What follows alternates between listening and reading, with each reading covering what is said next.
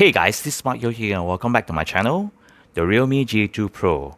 As I mentioned in my previous video, for more than 2 weeks ago, it's probably the best phone that Realme has ever produced. What's not to like about this phone? The flagship Snapdragon 8 Gen 1 chipset, 2K AMOLED display with LTPO 2.0 technology that supports variable refresh rate from 1Hz to 120Hz, unique design for the back cover, etc, etc, etc. But the most attractive thing about this flagship credit phone is the price, which is at 2,999 ringgit Malaysia. And if you guys bought this phone during the pre-order period, the price was even lower at 2,599 ringgit. Wow! But of course, it's not all perfect. I actually faced one major issue using this phone. So if you guys are ready, let's get started. This phone is very thin and very light. I love the overall design of this phone. Flat screen, metal frame, and the paper-like smooth texture at the back of this phone. And if you get the white color, it feels so nice in the hand. Yeah. And it's not your usual typical back cover design. It's actually very refreshing.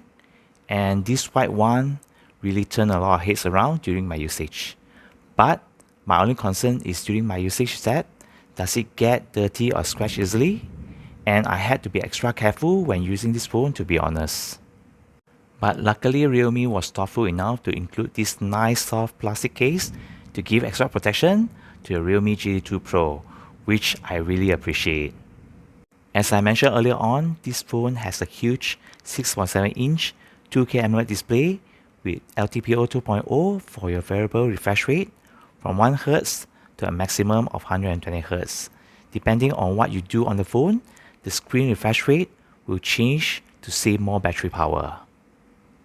The bezels are very thin surrounding the screen, especially at the chin here. And watching content on this phone is very enjoyable. Deep black and vibrant color on this huge AMOLED screen. And when you have dual stereo speakers which are powered by Dolby Atmos, the experience is much more immersive. I would say that the speakers on this phone is almost as good as my Samsung Galaxy S22 as S20 Ultra, one of the best for sure in my list. Realme GT2 Pro.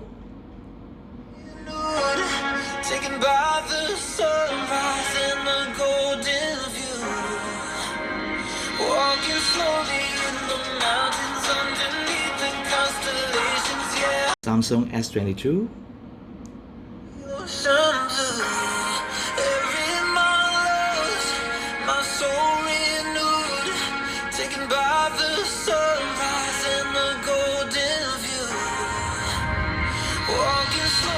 S20 Ultra.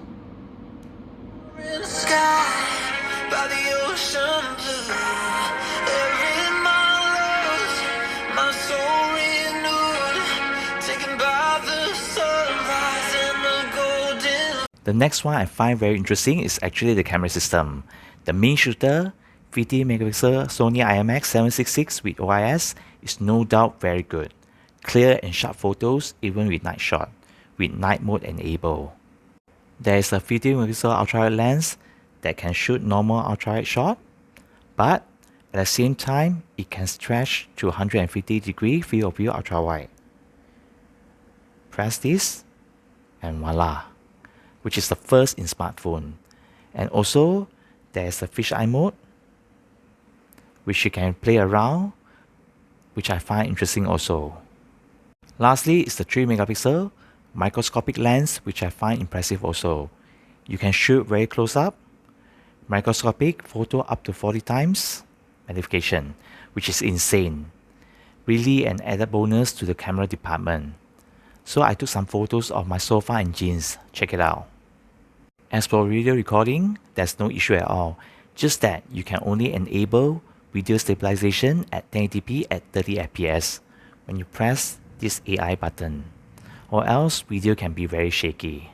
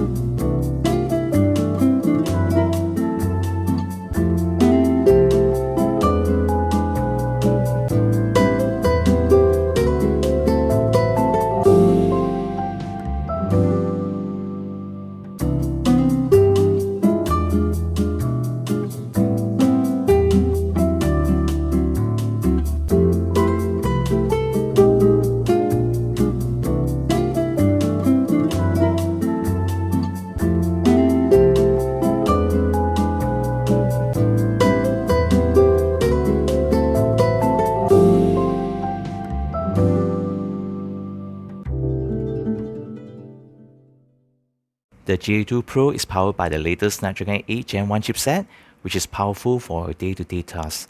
There's no issue at all. It's snappy and instant. As for gaming on PUBG, for the time being, you only have this setting: Smooth Extreme, Balance Extreme, HD Extreme, HDR Extreme, Ultra HD, and there's no 90 FPS support yet.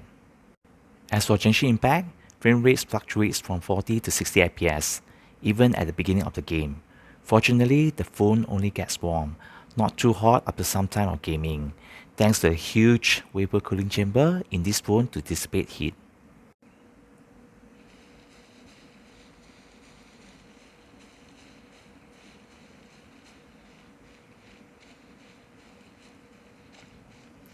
So this is just the beginning of the game, and to be fair, I actually set everything to the max, 60 FPS with the maximum graphics setting.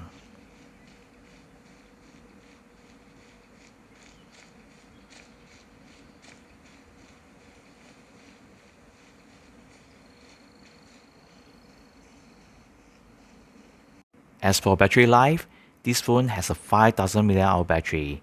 However, I only managed to get around 6 hours of screen on time with this phone. It hardly passed 7 hours of screen on time. Maybe because of the Snapdragon 8 Gen 1 chipset and the huge 2K AMOLED display, which is very battery power hungry. Fortunately, this phone actually supports 65 watt of super dark charging, which can fully charge this phone around 30 minutes, which is comforting when your phone is low in power. Well, during my usage for more than 2 weeks, I actually found one serious issue that I think Realme really have to fix immediately, which is GPS issue. So I actually use Waze a lot, almost every day, for my navigation from one place to another. But I do notice that whenever I use Waze and switch to other apps like WhatsApp, Facebook, etc., and when I switch back to Waze, the GPS signal will be lost for around 40 to 50 seconds, which is disturbing because I will lose my navigation. So I've never experienced this super long delay with my Samsung and Motorola phones. So there are two ways to overcome this: either wait for the GPS signal to recover after eternity, or close the apps and relaunch it, which is faster for sure. So I really hope that Realme can actually fix this issue as soon as possible, maybe with new firmware update. So there you go guys, my honest review on the latest Realme GT2 Pro, which I think is still one of the best deal out there if you are looking for a flagship rated phone. Awesome screen, awesome speakers, awesome cameras. I'll be much happier if Realme can solve the GPS issue. So do let me know if you have any question. Until then, take care, stay safe, and peace guys.